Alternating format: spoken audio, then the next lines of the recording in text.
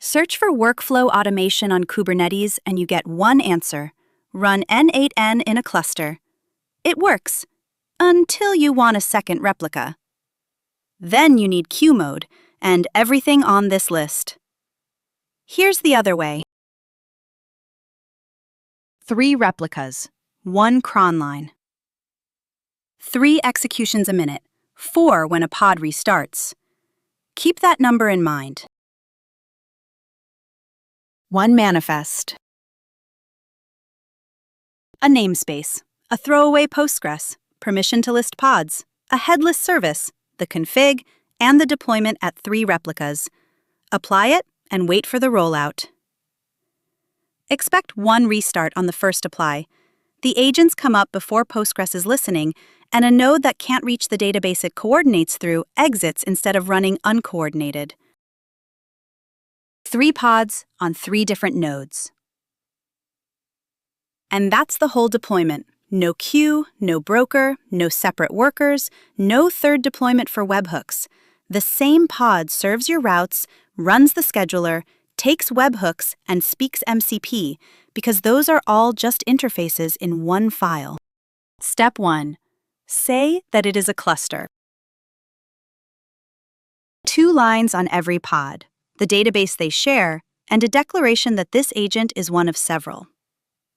The shared database is what coordinates them. The schedulers race for a durable claim on the minute, and exactly 1 wins. The declaration decides what happens when they can't reach it. Without it, a warning and the table you just saw. With it, the pod exits and Kubernetes restarts it until it can coordinate. That warning is worth reading, because it is how you actually get the first table in this video. These pods came up while their database was briefly unavailable, the normal first minute of a deployment. They retried, gave up, and carried on without it, naming the very setting that would have stopped them. The database came back. Their schedulers never did, so every one of them kept running every job for as long as it was up.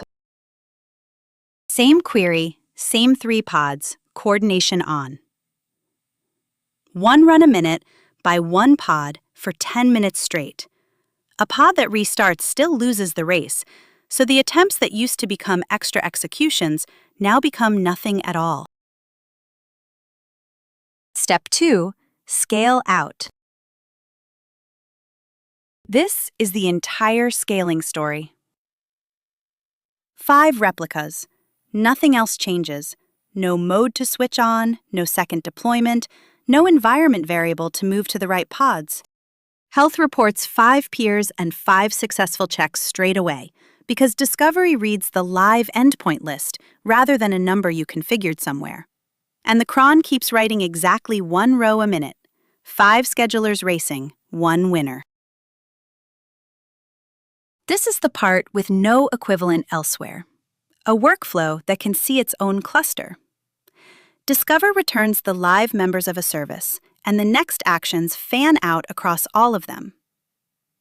Partitioning splits the result into succeeded and failed, so a pod that doesn't answer is reported rather than quietly dropped. The difference between all good and 2 of 3 replied.